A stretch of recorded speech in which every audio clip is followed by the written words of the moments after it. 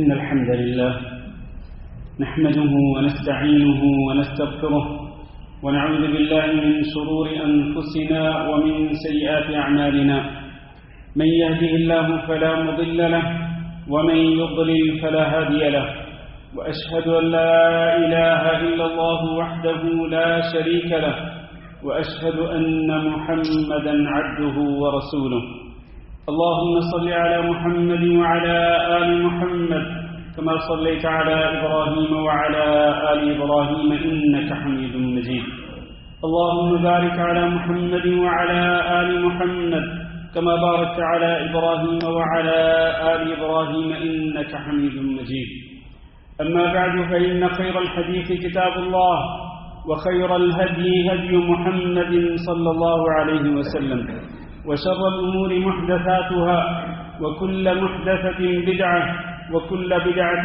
ضلالة وكل ضلالة في النار أعوذ بالله من الشيطان الرجيم يا أيها الذين آمنوا اتقوا الله حق تقاته ولا تموتن إلا وأنتم مسلمون عزیز القدر دوستوں اور بھائیوں اور معززات ماؤں بہنوں بیٹی اور خواتین اسلام، آج کے خطبہ کی ابتدا میں صحیح مسلم کی ایک حدیث سے کرتا ہوں جس کے راوی حضرت علی بن ابی طالب رضی اللہ تعالیٰ عنہ ہیں۔ حدیث لمبی ہے اور صحیح مسلم میں اس حدیث کا نمبر ہے 771 اس کو ضرور دیکھیے گا۔ اس میں علی بن ابی طالب رضی اللہ تعالیٰ عنہ نبی صلی اللہ علیہ وسلم کی دعاؤں کا تذکرہ کرتے ہیں کہ آپ صلی اللہ علیہ وسلم جب نماز کے لیے کھڑے ہوتے، خاص طور پر تہجد کی نماز کے لیے، تو آپ صلی اللہ علیہ وسلم کیا پڑھتے تھے؟ دعائے استفتاح۔ اور پھر نبی صلی اللہ علیہ وسلم رکوع میں کیا پڑھتے تھے؟ اور رکوع سے کھڑے ہو کر سر اٹھانے کے بعد آپ صلی اللہ علیہ وسلم کیا پڑھتے تھے؟ پھر سجدے میں کیا پڑھتے تھے؟ پھر آخری تشہد میں سلام پھیرنے سے پہلے نبی صلی اللہ علیہ وسلم کیا دعا مانگتے تھے؟ یہ دعائیں بہت ہی امپورٹنٹ ہیں، بہت ہی اہم ہیں۔ آپ ضرور ان دعاؤں کا مطالعہ کیجیے اور ان دعاؤں کو یاد کیجیے۔ ان دعاؤں میں سے ایک دو دعائیں میں ذکر کرنا چاہتا ہوں۔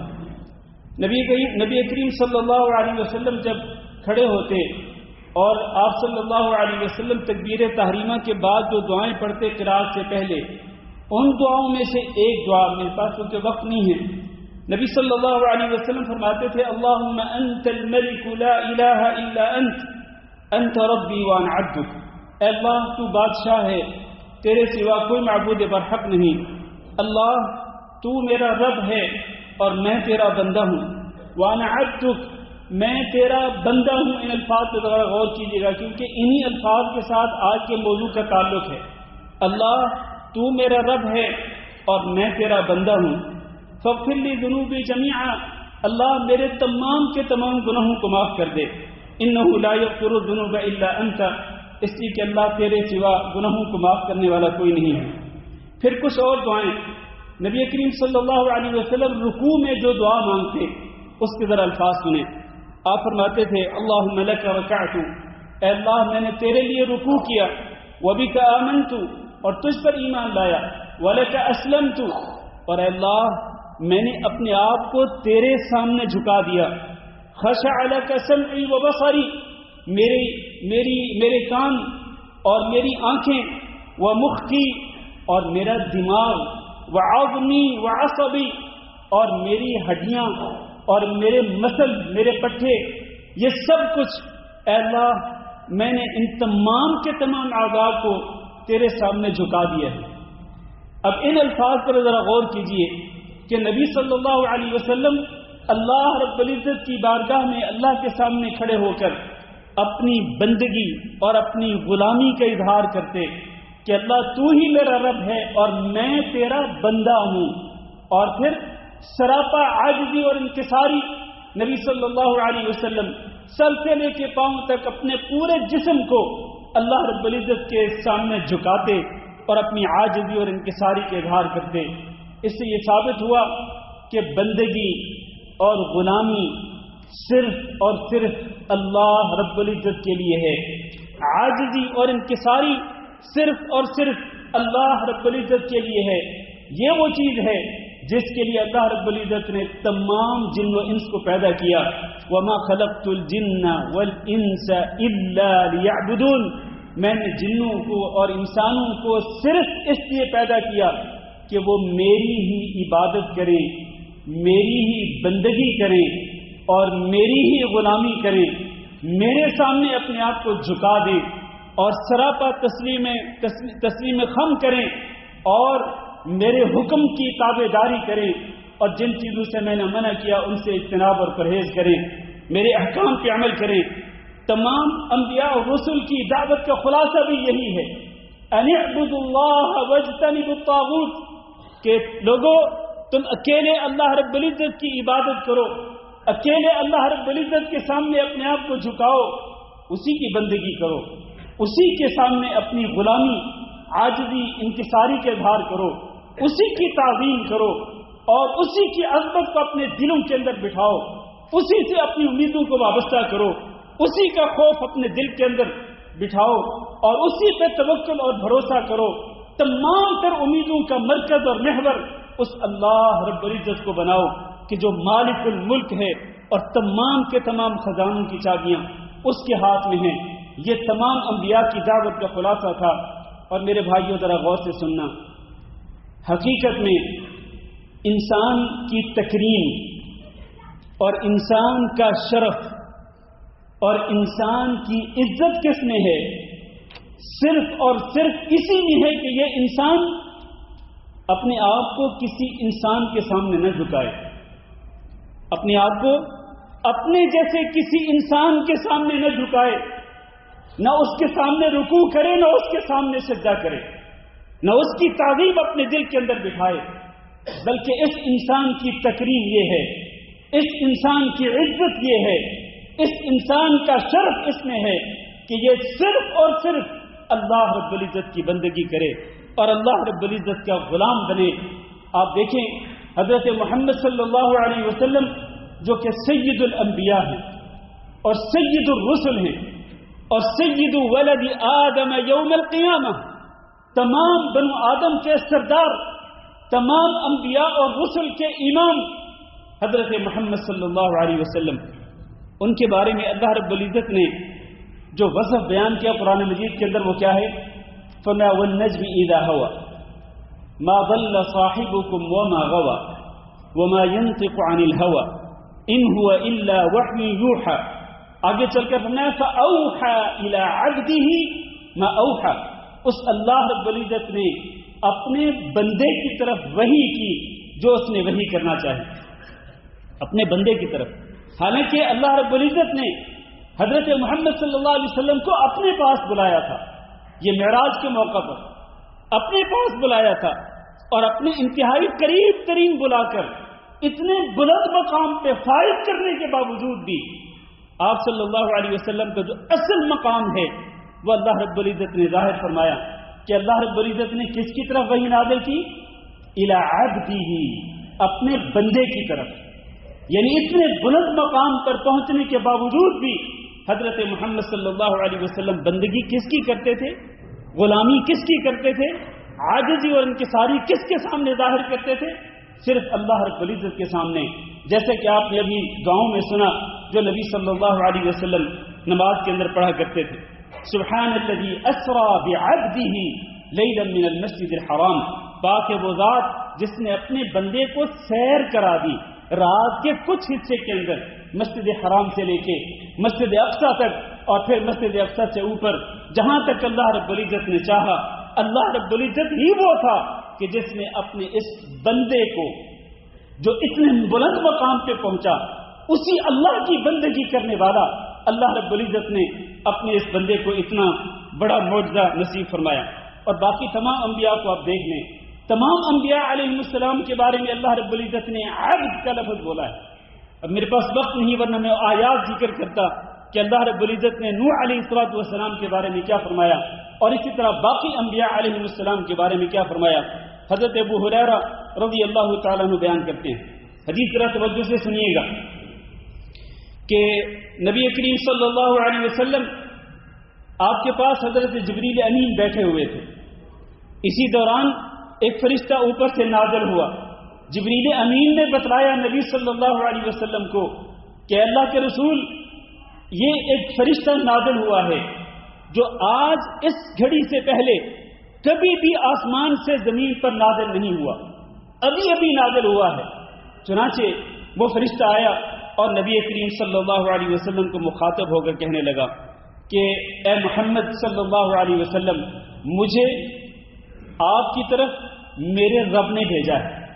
اور کیا پیغام دے کر بھیجا ہے؟ میرا رب, آپ کا رب آپ سے یہ پوچھنا چاہتا ہے أَفَمَلِكًا نَبِيًّا يَجْعَلُكَ أَوْ عَبْدًا رَسُولًا. آپ سے یہ پوچھنا چاہتا ہے کہ اے محمد صلی اللہ علیہ وسلم, کیا آپ کو بادشاہ نبی بنائے یا پھر وہ رسول بنائے لیکن بندگی کرنے والا, غلامی کرنے والا رسول بنائے؟ آپ کون سا نبی بننا پسند کرتے ہیں؟ بادشاہ نبی بننا چاہتے ہیں یا ایک غلام کے طور پر بندگی کرنے والا اللہ رب العزت کی آپ اس جیسے نبی اور وہ رسول بننا چاہتے ہیں؟ تو جبریل امین نے جب یہ بات سنی تو انہوں نے نبی صلی اللہ علیہ وسلم سے کہا تواضع لربک یا محمد, اے محمد صلی اللہ علیہ وسلم آپ اپنے رب کے سامنے عاجزی اور انکساری کا اظہار کریں.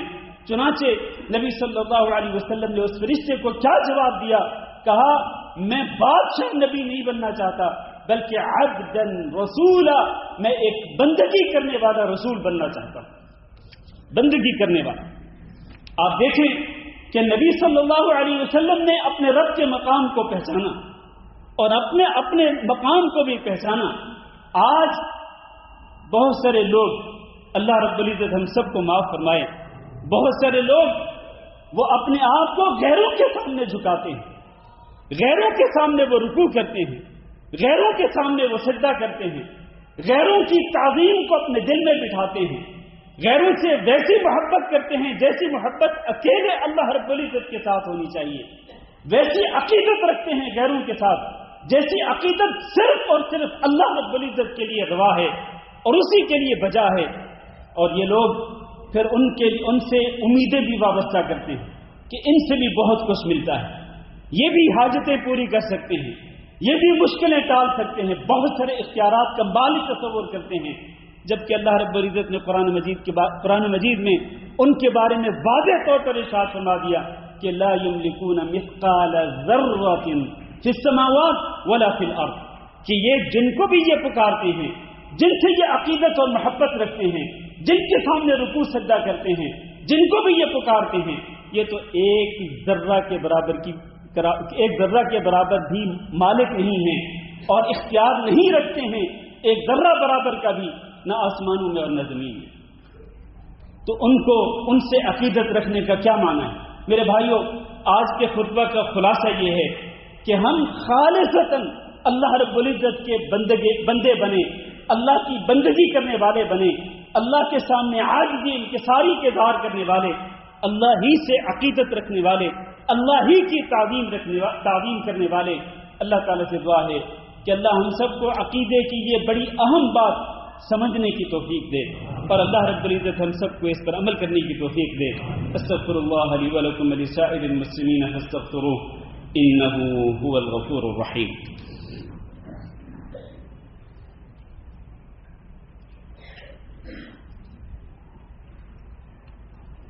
إن الحمد لله نحمده ونستعينه ونستغفره ونعوذ بالله من شرور أنفسنا ومن سيئات أعمالنا, من يهده الله فلا مضل له ومن يضلل فلا هادي له, وأشهد أن لا إله إلا الله وحده لا شريك له, وأشهد أن محمدا عبده ورسوله.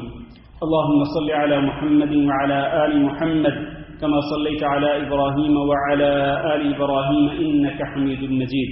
اللهم بارك على محمد وعلى آل محمد كما باركت على إبراهيم وعلى آل إبراهيم إنك حميد مجيد. أما بعد, اللہ رب العزت کا فرمان ہے یا ایھا الناس انتم الفقراء الی اللہ, اے لوگو تم سب کے سب اللہ کے محتاج ہو, سب کے سب اللہ کے محتاج ہو. واللہ هو الغنی الحمید, پر اللہ رب العزت بے نیاز ہے اور وہ قابل ستائش اور قابل تعریف ہے. اللہ رب العزت کو کسی کی ضرورت نہیں ہے, اللہ کسی کا محتاج نہیں ہے. میں اور آپ ہم سب کے سب اللہ رب العزت کے محتاج ہیں. وہ جو کہ دفن کر دیے گئے ہیں، وہ چاہے جتنے بڑے نبی، جتنے بڑے انبیاء تھے، یا وہ جتنے بڑے اولیاء اور ائمہ تھے، بزرگان دین تھے، وہ سارے کے سارے اللہ کے محتاج تھے اور اللہ کے محتاج ہیں اور وہ اللہ کے محتاج رہیں گے. لہذا ہم سب کو اللہ رب العزت کے سامنے ہی اپنی احتیاجی کا، اپنے حاجت مند ہونے کا اظہار کرنا چاہیے. اور اللہ رب العزت ہی ہے جو تمام خزانوں کی چابیوں کا مالک ہے، لہذا اسی سے امیدیں وابستہ کریں. حضرت موسیٰ علیہ السلام کو دیکھیں کہ جب وہ ایک چشمے پہ پہنچے تھے اور انہوں نے 2 عورتوں کے جانوروں کو پانی پلا دیا تھا، اس کا معاوضہ نہیں طلب کیا، بلکہ ایک درخت کے سائے تلے جا کر پہنچ کر وہاں پر انہوں نے دعا کی تھی، رب انی لما انزلت الی من خیر فقیر، اے میرے رب تو میری طرف جو بھی خیر نازل فرمائے گا میں اس کا محتاج ہوں. موسیٰ علیہ السلام جیسا نبی بھی اپنے فقر کا اور اپنے حاجت مند ہونے کا، اپنی عاجزی انکساری کے اظہار کس کے سامنے کر رہا ہے؟ وہ رب کے سامنے کہ اے رب جو بھی خیر نازل فرمائے گا میں اس کا محتاج ہوں.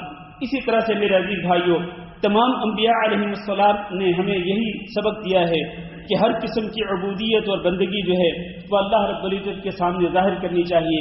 ہم نماز کے اندر بھی اسی بات کا اظہار کرتے ہیں، ایاک نعبد و ایاک نستعین، اے ہمارے رب، اے اللہ، ہم تیری ہی عبادت کرتے ہیں اور تجھ سے ہی مدد مانگتے ہیں. اور یاد رکھیے، جو شخص اپنے رب کی عبودیت سے، اپنے رب کی بندگی اور غلامی سے تکبر کرتا ہے، جو شخص بھی اپنے رب کی بندگی سے اور اس کی غلامی سے تکبر کرتا ہے تو اس کو اللہ رب العزت مبتلا کر دیتا ہے غیر اللہ کی بندگی میں. غیر اللہ کی بندگی میں اللہ اس کو مبتلا کر دیتا ہے. چنانچہ اس کا نتیجہ کیا نکلتا ہے؟ نتیجہ یہ نکلتا ہے کہ وہ پھر در کی ٹھوکریں کھاتا ہے.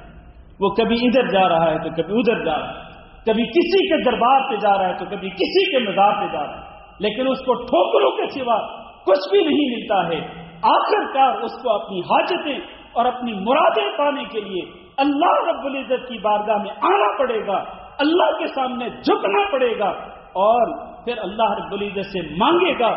اللہ رب العزت کو حاجت روا اور مشکل کشا تصور کرے گا اور اللہ رب العزت پہ توکل اور بھروسہ کرے گا تو پھر اللہ ہی اس کی مرادیں پوری کرے گا.